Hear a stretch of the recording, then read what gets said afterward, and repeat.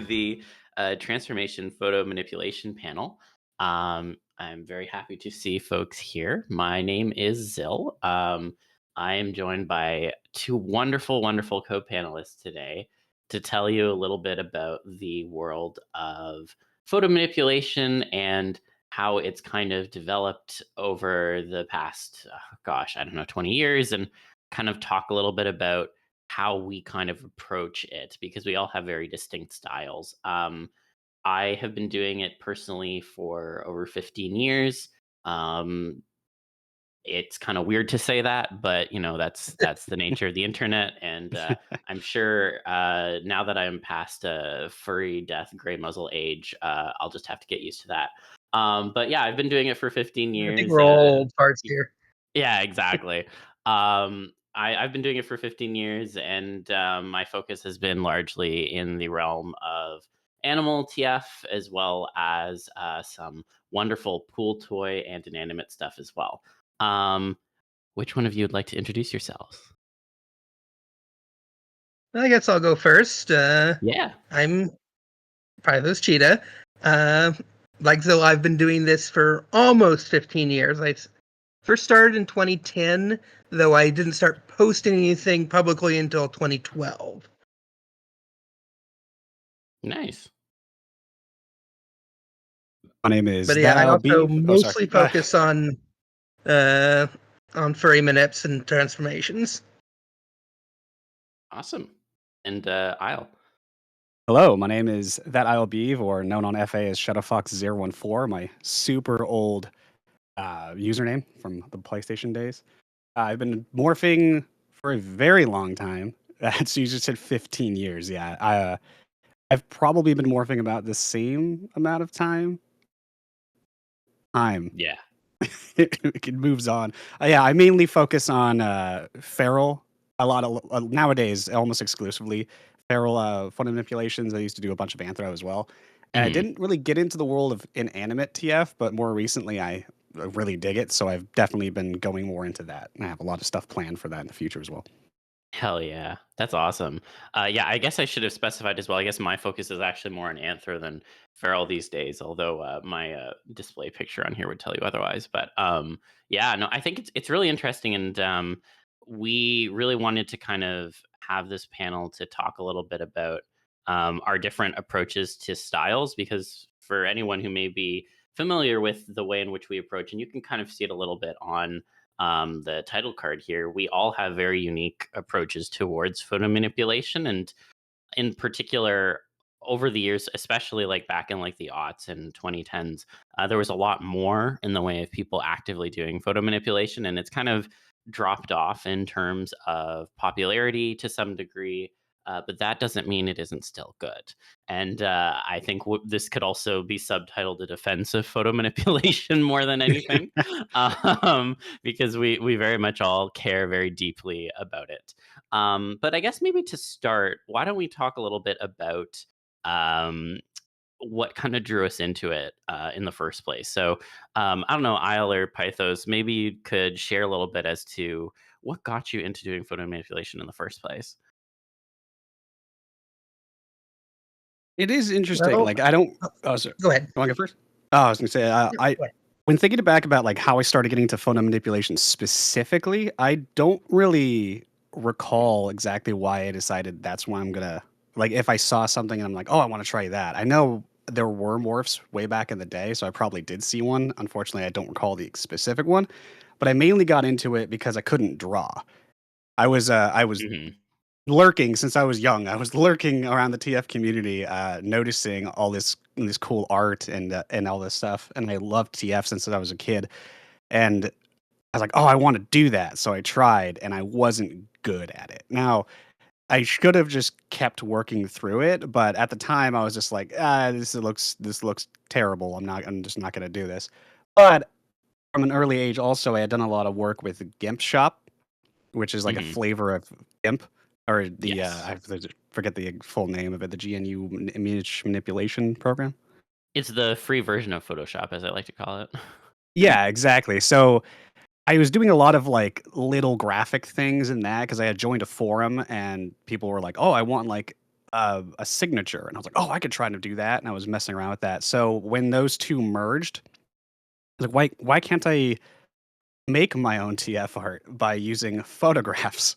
Hmm. And they were terrible, but it was a foot in the door. I liked it, and it eventually led to websites like TF Spot and other places where I just started working, doing more morphs and doing more things over time, meeting people and growing, changing techniques.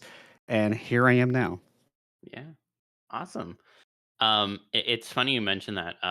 I'll just call this out because I think it's also a bit funny. I remember when you started doing photo manips. I also remember when Pythos started doing photo manips. I am not the oldest person here, but I guess I was the oldest in terms of doing the photo manips. But I remember when both of you started posting, and in particular, I know that when you started Isle, we actually did a few like collabs and like trades at the beginning Yes. back in on TF Spot and TF World, which was the precursor at one point. Oh, TF World. Yes, I forgot about that one. Yeah, it wild, just wild times. But sorry, didn't want to interrupt Pythos. I want to let you go and introduce yourself as in terms of how you got into Manips as well.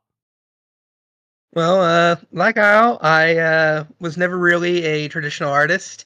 I don't think I did any drawn art beyond maps for D&D games between sixth grade mandatory art class and when I started doing photomanips. So 15 years. My brother was always the artist. He actually has an MFA. Yeah. But I'd say the first time I encountered photomanips was I believe, Japanese artist named Silverfish, Hmm. who was doing really high quality photomanips in like 1999 with zero software whatsoever. Oh yeah. And I was always attracted to that style of art because it was so different from everything else I was seeing at the time. But I never really tried it myself until I was in my 30s. I got a hand-me-down copy of Photoshop from my brother, and who probably obtained it illegally, but I don't know that for sure.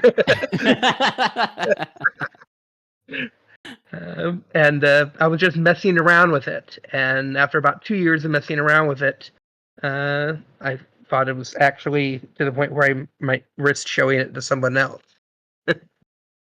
Nice.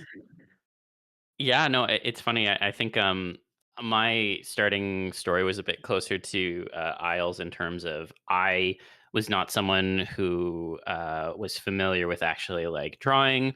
In particular, I have an actual fine motor skills disability called dysgraphia, which means that it makes it a bit difficult for me to properly hold like pencils and like tie my shoes and like hold like cutlery properly. Like I can all still do it, but it's just not quite right. And so because of that, the technique of, putting pen to paper was always very challenging for me. And so at a young age, I actually got it started on like typing programs and such so that I wouldn't have to write.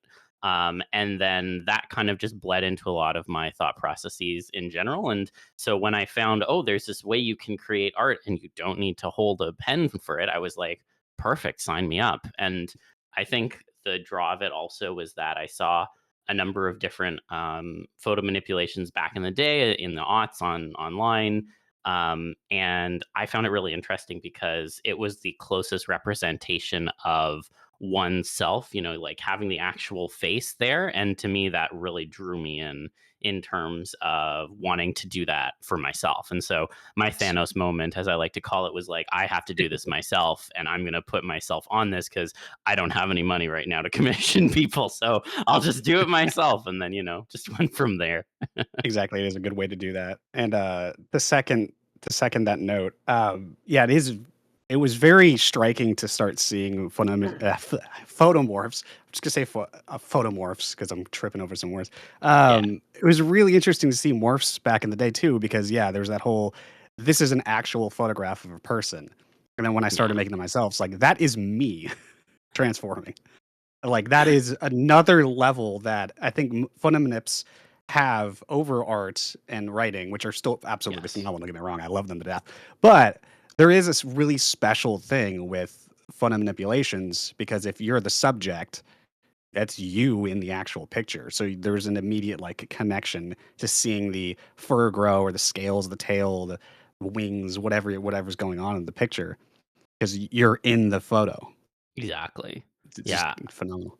It's so cool to me, and I think that, one of the things that, to dive a little bit into the history of it, one of the things that really strikes me is that it was a lot more common back in the aughts, and that was back when we had a lot less technical capabilities, to be frank. Photoshop was what it was at the time. GIMP was what it was at the time, and a lot of what ended up getting published was often, just trying to like jerry rig together, how do I make this software work to create what I want to create. And I felt in particular that there was a real sense of community amongst photo manipulators in terms of sharing tips and collaborating and working with each other. And a lot of that has unfortunately gone away in the like interim. I think like, a combination of folks, kind of losing interest in the medium, or folks being chased away because of getting put in like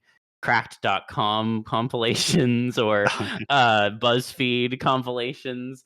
And then also like, especially more recently, I think there's been like a bit of discouragement from how AI has integrated itself, and in particular scraped a lot of content from others. Mm. So I think, it's kind of interesting how that community existed at the time. And for me, I don't think I would have developed as much as a practitioner as I ended up, because, or like, I wouldn't have developed as much without that support from the community at first.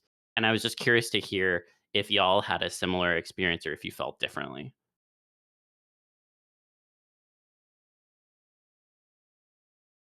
Wanna go first, Pythos, or Yeah. Sure. I'm not hopping?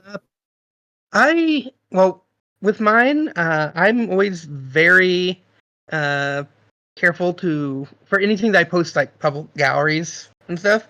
Always use stock that is uh, like Create a Common license or otherwise Hmm. available. So it's in most cases it's stuff that's probably already been AI scraped anyway. Yeah. Uh, so I'm the other than the general like copyright and artistic problems with I have with AI, I'm not as concerned with my work specifically in AI.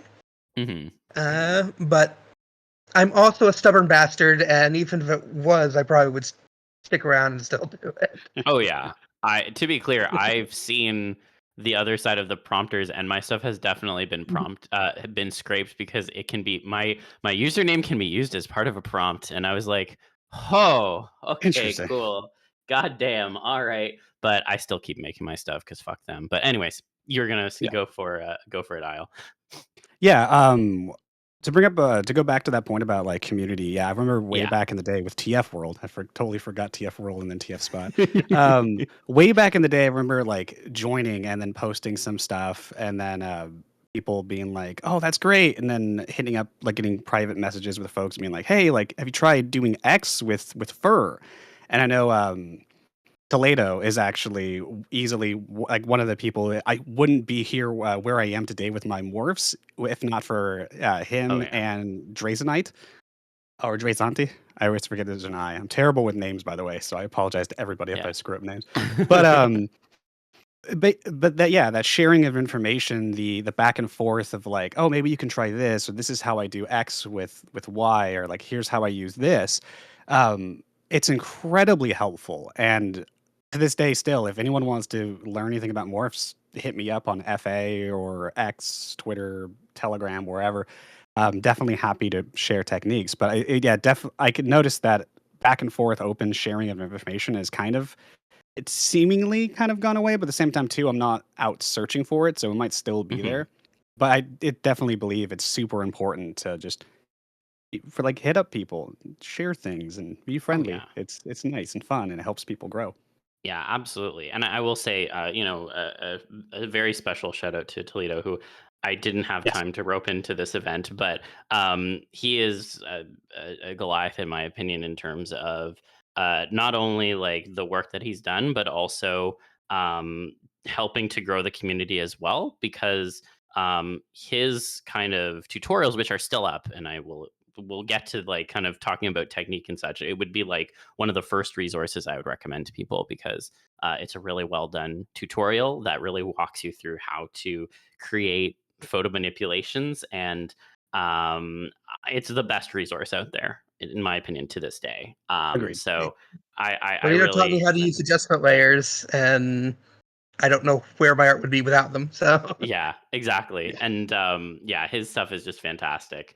Um, I guess then when it comes to like creating art as a whole, I do want to get into some of like the stylistic stuff we'll be touching on, but um, I think one of the things that people worry about sometimes is that like going viral for a art piece, and I think we've all actually had that experience to a degree.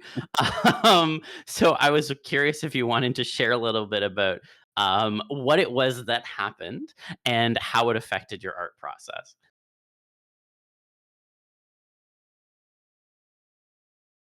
well, back when I was first starting out and posting stuff, 2012, 2013, I did a lot of sequences as requests for people, Hmm. and I wasn't that great at the time, let's say. And so uh, these sequences were kind of janky, Hmm. and a lot of those individual frames of would show up on the aforementioned craft or what other sort of cringe compilations, and a lot of those still seem to circulate, even though it's been 12 years and I'm way better now. I would remake them if I had the original files still, but that's like 5 computers ago. Yeah. Yeah, I get that. I know on my end, I've had just one specific morph. I haven't had like multiple morphs go like Hmm. infamous viral, but I've had one that's called Now a Dog, and it's a chocolate Labrador one where it's been on Reddit, it's been on Awful Everything, which I think is also Reddit. I have no idea, and then That's nothing iFunny, a awful. bunch of other places. And I'll post the meme that I saved when I found it in chat so people can see it. Like the amount of upvotes and comments and whatnot. At first, I was absolutely like terrified, mortified that like folks would find that stuff, and like most of the comments weren't like, "Oh, this is terrible." Like that was like it wasn't that it was just like exposure. Like, "Oh no, who would see this? Do my friends go on this? Would my family members see this?" Eventually, I got over it, and now I think it's Hmm. just hilarious and fun. Also, reading the comments are great too because some of them are just like, "This is creepy," but like not poorly done. They're like, "Oh, I get it. I don't know what this awakens in me," but that sort of stuff, and it's great now. I'm like, it's a lot of fun. I just want some of my more recent stuff to go viral so I can just see what they think, like now. Yeah. I feel that. I've gone viral twice. The first time was a picture that it's up in my FA. I'm not going to link it here because it was like literally my first set of things that I posted to Fur Affinity. One of those got posted somewhere, and then I just got this flood of hate comments. And to be clear, it was a terrible piece once, which is why I'm not going to like share it here. But that was pretty Oh, I'll demoralizing share for one of me. the ones that was Yeah, going yeah, yeah, around, go even for though it. Go it's for it. posted in here. Yeah, there we go. I've seen that one before. So I had that one go viral, and that felt really shitty. But I've always like tried to spin it as a positive thing as like the years have gone on. So like I left all the stuff up, and I was like, hey, I can go back and look at that, and then look at the stuff I do now, and go, wow, I've really like, I've grown as an artist. Yeah. But the second thing that actually what happened was, and I didn't know about it at the time, which made it even funnier when I was then actually alerted of it. Um, I was posted to Reddit on like one of those like image cringe kind of like subreddits, and someone actually posted a collection of my manips, just being like, "Wow, this is like really weird" or whatever. And so I didn't know about it at the time, but someone linked it to me like 2.5 years later, which was great because then obviously there was like distance to it. But I went through, and like you said, Isle, there were some people who are like, you know, it's not that bad. And I was like, yes, I did it. I'm better now. Yeah. Um, so, it was really funny to kind of have that like event happen much later on in my career. Although it was like, I mean, it was probably like 6 or 7 years later than the original one. But Even then, I was like, okay, all right, I've clearly grown. And now, like you said, Isla, I'm like, "Oh, I would love one of like my recent pieces to go viral and hear what people think about it. Cause like, Mhm. damn, that would be hilarious to hear. Um, but yeah, I wanted to take some time for each of us to go a little bit through our sort of approaches and styles. In particular, not just to like kind of display how we work under the hood, but also to kind of help encourage people who are considering dipping their toes into anything related to photo manipulation. Because I think a lot of times it's, especially now compared to before, it almost appears to be a black box in terms of how do people even make these things.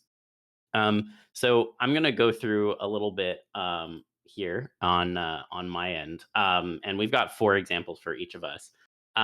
So the one of the first things I really kind of focus on when it comes to photo manipulation is the skin texturing. It's one of the most important parts for my style. My style is very much reliant on using just the picture itself. I don't do any photo bashing. I don't really bring in any other elements external to the picture.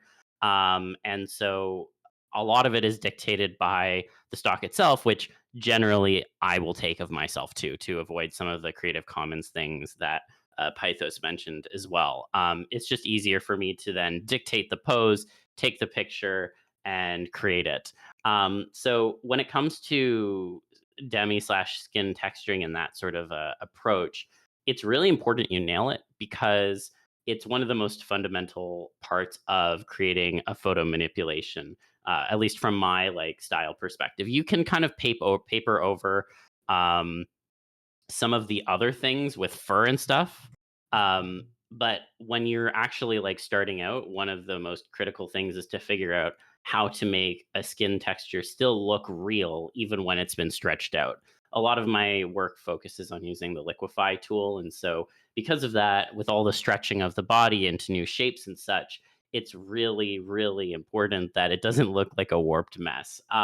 And so, with this picture, there's kind of two things I want to call out. The first one being a lot of the texture on the torso is all authentically me. I've just kind of like done the base morphing and then taken individual portions of the chest and kind of gone back to the original image and then stretched them in a more believable manner and put them back on top, basically, so that you have this more unbelievable shape, but the style kind of shows that like, well, the skin kind of looks like it that would be how it would actually stretch out.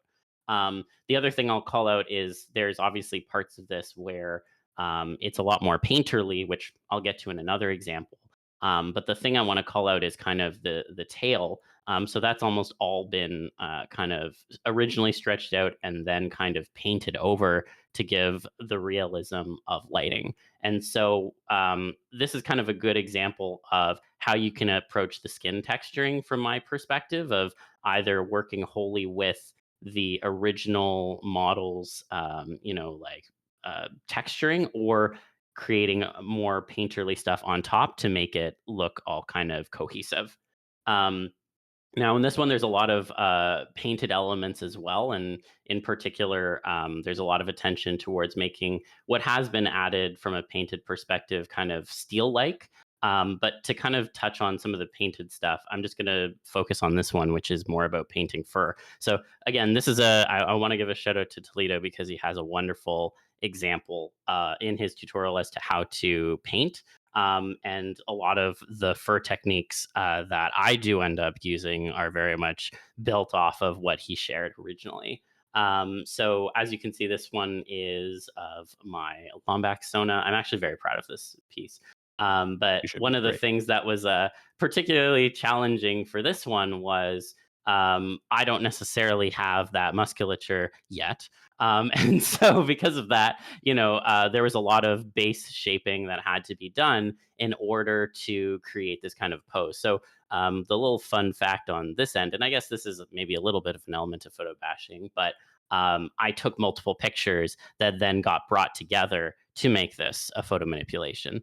And so because of that, like I think the arms were separate pictures that I pulled in. Again, like all like me sitting in like variations of this pose. But it was a lot of like pulling things together to make it work. And so when it comes to like the furring, there's a lot of different brushes that you can use to create the illusion of fur. And obviously, you need to nail kind of that base shaping first, as I kind of talked about in the first example, and then like, correcting the skin texturing so that everything looks cohesive from a lighting perspective. But the brushes really can then bring out that furring. And so, one of the things that I enjoy a lot with the furring aspect is you kind of create the base shape. You'll then kind of create a layer on top where you start to figure out the furring by like smudging a lot to create the illusion of fur. And then you'll actually paint on with brushes the actual kind of individual furs before you then go to the lighting perspective. So with this one in particular, there had to be a focus on, okay, I've painted on the fur, but what direction does the fur flow in? And I think that's a really important thing that sometimes folks forget about. But you really have to make sure that the furring is being painted just as it would be on any other sort of piece in terms of making sure it flows in the right direction and that the lighting is hitting it in the appropriate spots. So that's a little bit about painting fur. Again, I'll link Toledo's kind of example at the end, but want to make sure that that is kind of understandable. And then these two will take a little less time because I want to make sure I give time to my fellow panelists. But the third one I'll just call out here around creating wings and scales. So with this one, this dragon was probably the most time intensive piece I've ever done, and I will probably never. I don't want to say I'll never do a dragon again because that's not true, but I'll never do it like this again. Is what I'm trying to say. The scaling for this is actually again a brush, and in particular, what I had to do with this kind of brush set was do individual stamps. It was basically almost like a stamp tool, and you had to like take multiple different layers to ensure that the scales had kind of believability in terms of flow from back to front. And so, because of that, there were many different layers and actually like erasing individual scales on one layer to the other to make sure they like cohesively came together. And it was kind of hell. I don't know if I would recommend doing that approach, but that was very much important to giving this the kind of illusion of scales and the actual belly texturing. In a rare example for me, this is actually some photo bashing. The belly kind of folds and such were taken from a picture of a snake. So because of that, I was able to pull that in. And then I guess I'll mention as an aside with the wings, wings can often be a bit challenging if you're not doing a photo bashing approach. But the way that I've generally done them in the past is to take pieces of skin from elsewhere in the picture and just shape them into what the wings would look like, and then work on the translucentness of the actual kind of fingers, so to speak, that are holding it up. And so you can kind of see on the close wing, you can see the underside of it, and on the other side, it's less visible because it's supposed to be kind of an overview look. And then the last one I'll touch on is pool toys, my beloved. I think in particular, when it comes to creating latex skin throughout my kind of approach, it's actually a bit easier than a lot of other things in the sense that I don't need to worry even more anymore about a lot of the skin texturing. You really just need a lot of good smudging and then kind of figuring out what sort of level of translucentness you want.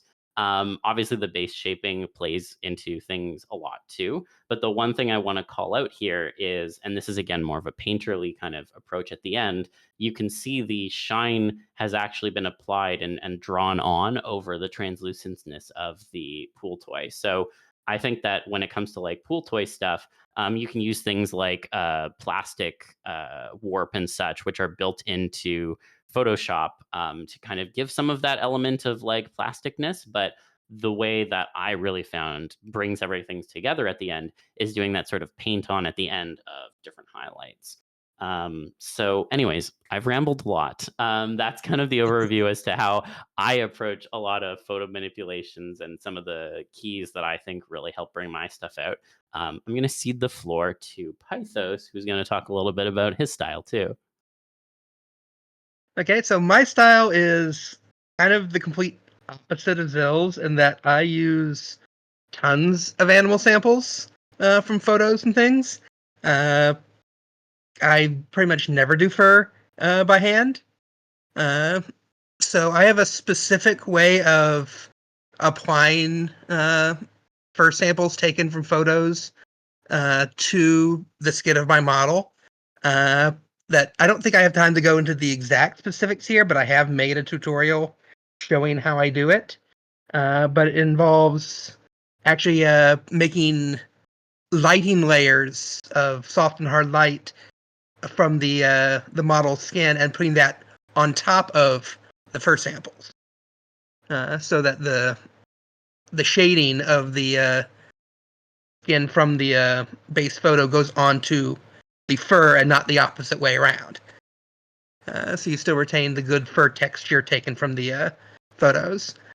Because I use so many animal samples, matching lighting can be really hard sometimes. Like on the one here on the example, the head I used for the tiger was definitely a completely different lighting thing, so I had to add all of the shading on that left side of the face by hand, using multiply layers to get it to match the photo. And so lighting the way I do it with the first samples can be very important to get things to all blend together.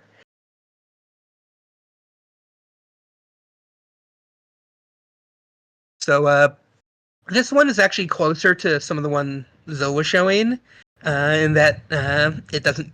One of the few ones I've done that doesn't use pretty much any animal parts at all.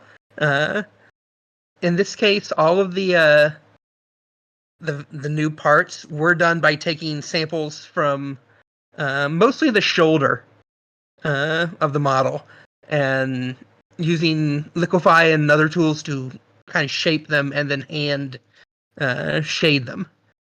I don't do it this style very much because I find it very time consuming, but there's certain features that you just can't find animal stock for.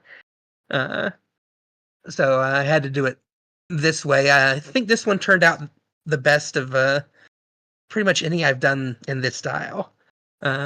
Helps by reducing the lighting on it, to be honest. And then I'm one of the few Minipers I know that regularly does characters with extra heads or limbs. And that presents its own unique sort of challenge in that you have to figure out how you want things to connect on the body. Like you can't just take a photo and slap 2 extra heads to the side if you're doing a 3-headed character. You have to think about putting in necks to connect the heads to the body and how the shading is going to work between the heads and matching angles, and they can be very complicated conceptually to do, which is why I'm probably the only person crazy enough to regularly do them. I'm also a real big fan of asymmetrical transformation, where I'll do contrasting parts, like on this one, the really beefy lion leg versus the still human one. I want to do that deliberately to show muscle growth in this case. But I still do that a lot in just general TFs without the muscles or the extra arms or anything. I find that I think it helps with the transformation when doing it that way. And then this is jumping ahead a little, but I just wanted to show that probably one of the biggest keys when doing this style of art is practice. Just your stuff will look janky when you start out. It won't look great. And that's not just with the passage of time. You're still learning your tools, learning how to do things, learning how to blend things together.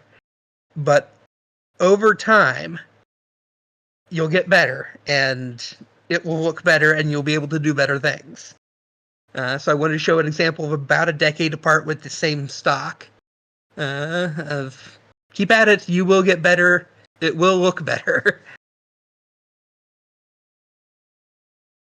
Awesome. Yeah, I completely agree. And Practice, then practice, practice.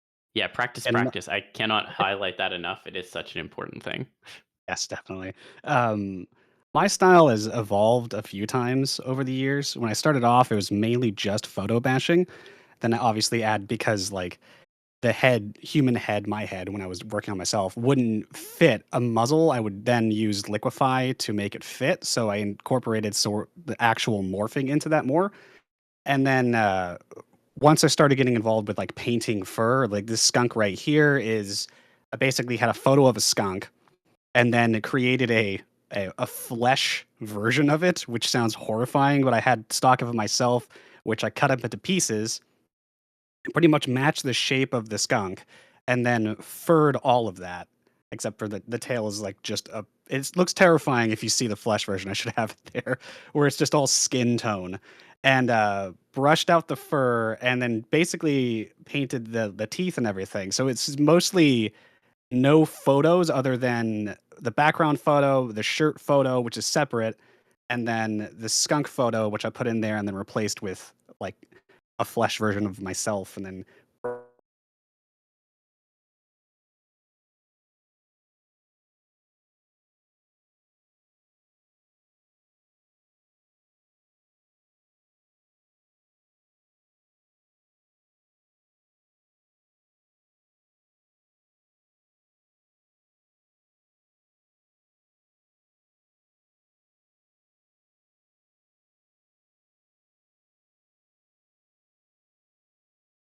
Oh, did we? I think we lost Isle for a hot second.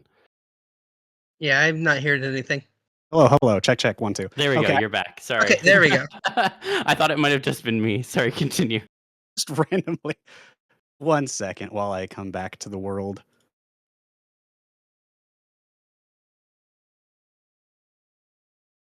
Da, da, da, da. Intermission. All right, check, check, 1, 2.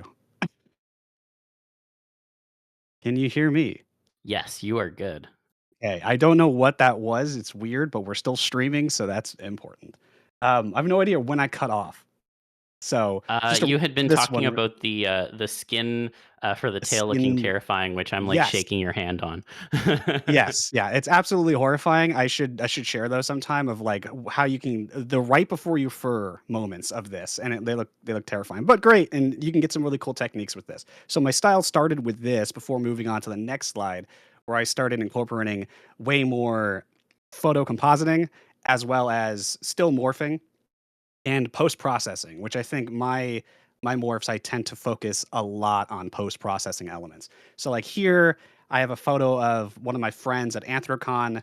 Got him to pose. I added I used a couple photographs of a coyote I took at the zoo. So combining those, that's the good old photo bashing, and then the post processing elements come in with the blur in the background, like the magic pink uh, ethereal smoke that's around there. You get blur, there's grain in there, there's a slight vignette to literally everything I do. And then obviously for the paw, that is blended and painted fur, plus obviously painted elements on the actual like claws and the hands. You got that paw pads on the other hand, the claws. So it's integrating all of those elements and using heavy use of the solar curve to like blend everything together to make sure there's no like little things. And continuing on, thank you. So like this morph I'm very happy with as well because it's several photographs in one. The monkey is a photograph, the camera is a photograph. Obviously I used myself for the face, ear, all those portions. And then the shirt's a photograph as well. So you and the background. So you have 5 or 6 different photographs. You have post-processing elements with the text, the floating text and everything, the grain, all of the other little elements that go into building the full picture. Oh, though we I lost did the lose the screen screen share. share. There we go. Sorry about that. That's my bad. Hey, it's back. Yeah, so over the years, I started really getting into more of I don't know if it's surreal or like hyper realism or what the term is. I didn't know photo bashing was a term until I was on the TF Tuesday podcast. Now I love the term. It's cool. Hey. I just called it. I used to call it Frankensteining because I thought that was neat. But yeah, with these you can see I lean heavily into that like hyper real. There's a lot of little painterly effects. There's the grain. There's all of the different elements. But I feel that the post processing, working with lighting, doing all of those little elements, they take a lot of time, and a lot of it's very, very subtle, but it helps sell the overall look. Like I'm personally very proud because like the monkey poking out of the shirt, it looks very like the lighting matches pretty darn well. The camera on the paw, again, very well. My necklace being composited in there, which is actually the chain itself is all painted. The coin's the only part that's actual photograph. The rest is painted. So all of the elements are kind of blending together using brushes and using grain, a lot of lighting. So the dodge, burn. Really, I stopped using dodge and burn. I use soft light and hard light, or soft light and overlay. I forget the two ones I use. Basically, a mix of the blend shapes, or the not blend shapes. It's 3D stuff. The blend layers. And just to further hammer that home, unlike this one, I'm very, very proud of this elephant sequence.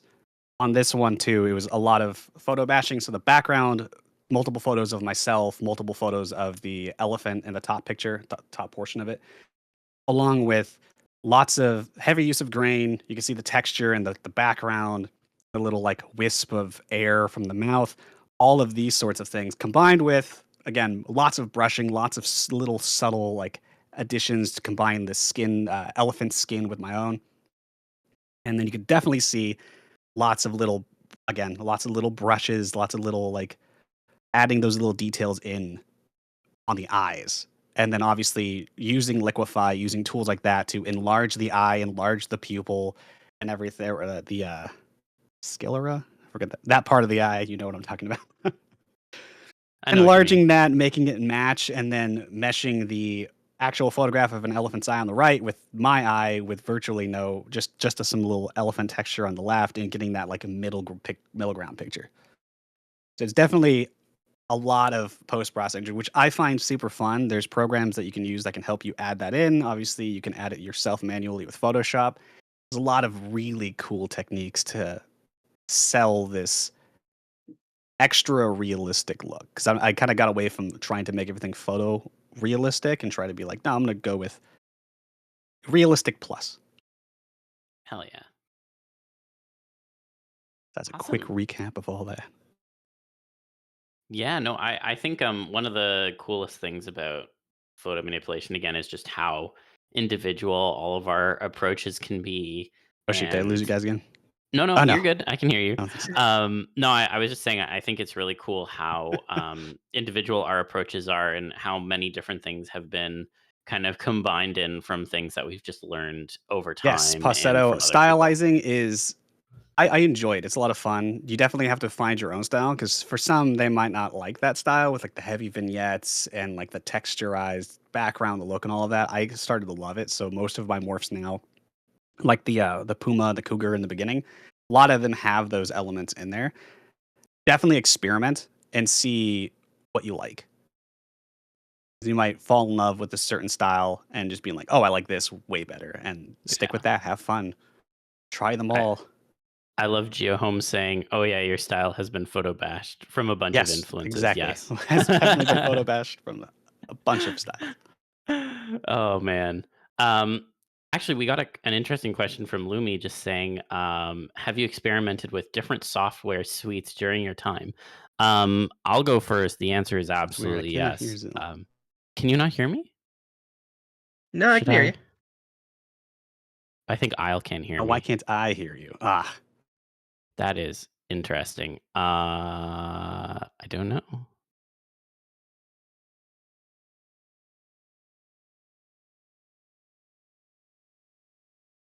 all right. Check. Can you hear me? I can hear you. But Okay. just not Zil, I me. just turned you up on the stream so I can hear you. Okay, cool. Sorry, I don't know what happened there. Yeah, it's going through the I'm right assuming input. it's Discord. Yeah, probably.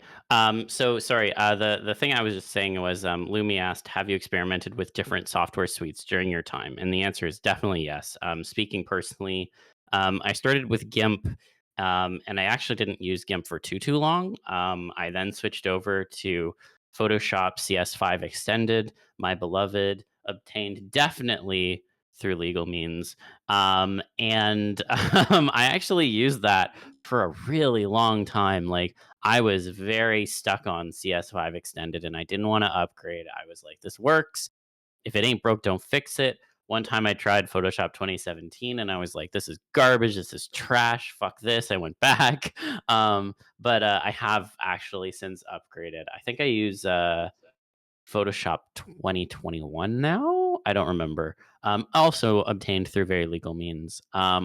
But I find that the software suites themselves, they've really only changed small things around the edges in terms of my workflow and work process.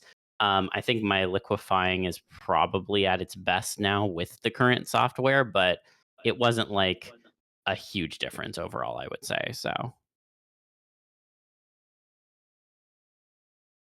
And I haven't really done all that much with other softwares. I started with CS3. I think maybe 3 or 4 total minutes were made with GIMP in the first couple years. But I've mainly been a Photoshop person. Though within the last year or so, I have been using the Photoshop iPad app, which is different enough that it almost counts as a different suite. Especially considering I don't have a stylus and have to use my finger for everything. But I get that. pretty much every minute I've done for the last year has started on the iPad and then transferred over to my laptop. awesome. Nice. Um, how about you? I started in GIMP and then eventually moved on to Photoshop CS3, I believe. Again, yeah, acquired totally through legal means, 110% legal. Um, and then over the years, I kind of just stuck with Photoshop because I knew it, and so I didn't try. I didn't have really any use for others like more painterly focused ones or like digital art ones, other than just photo editing. So I kind of stuck with Photoshop, and then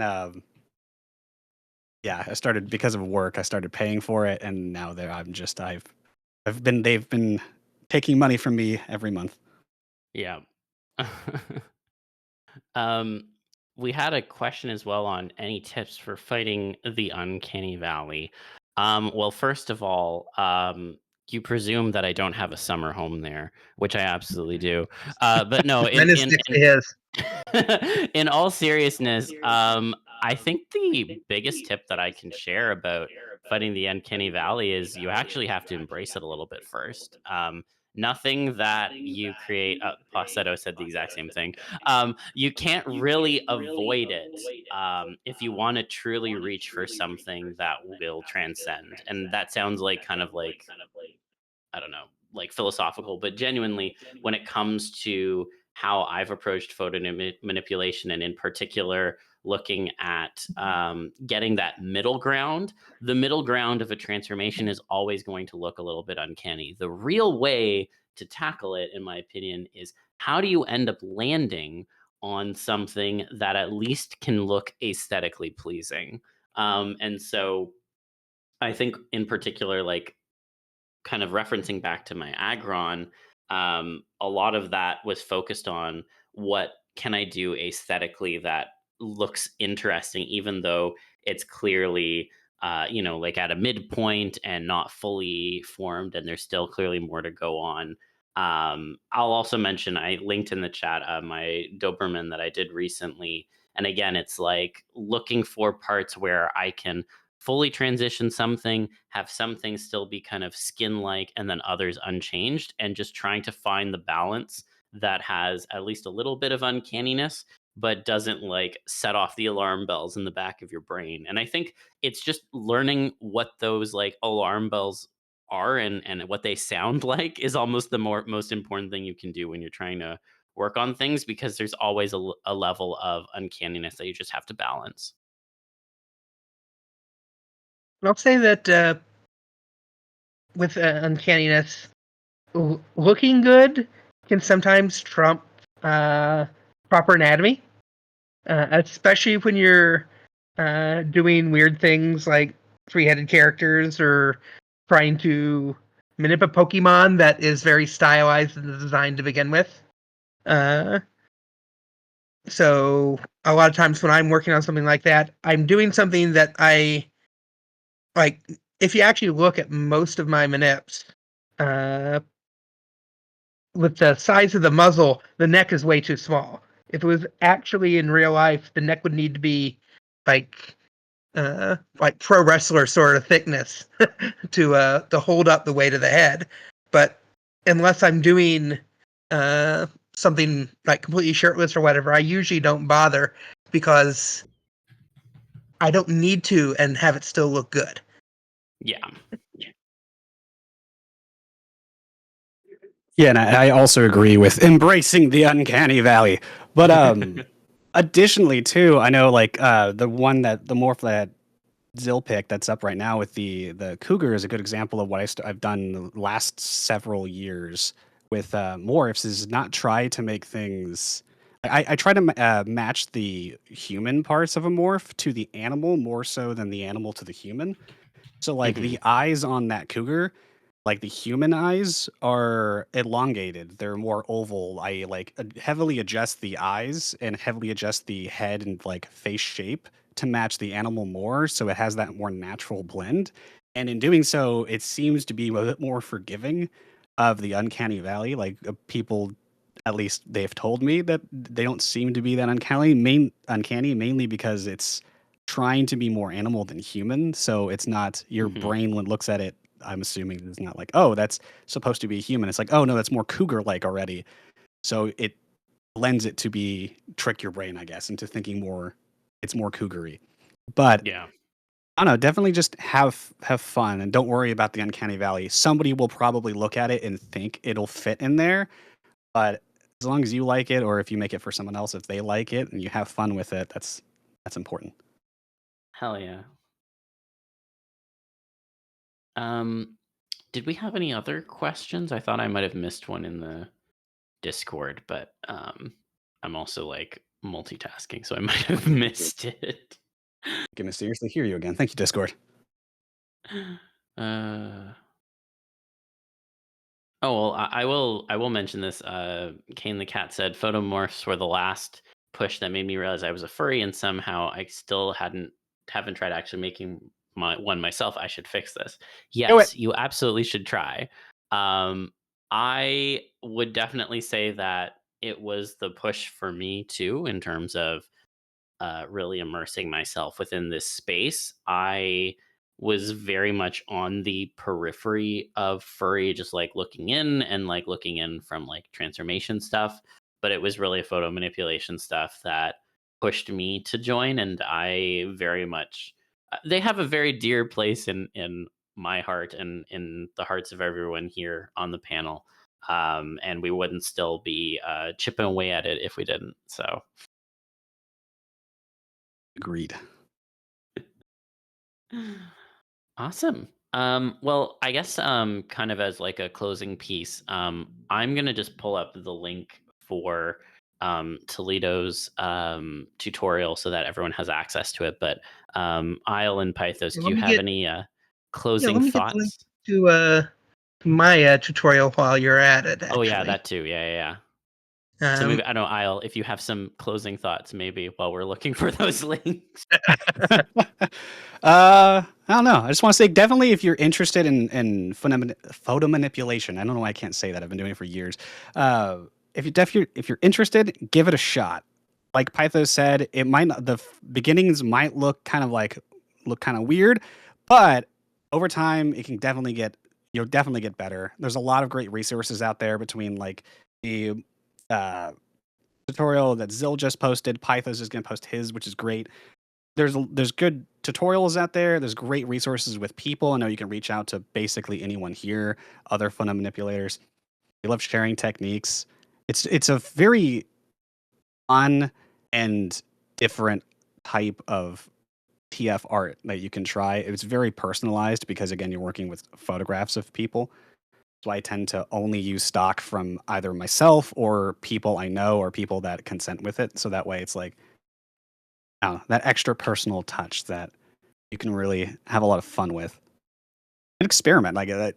Our styles are wildly different. Make up your own version of it. You don't have to follow any of the ways we do it or the ways that tutorials do it. Technique, teach us, expand it.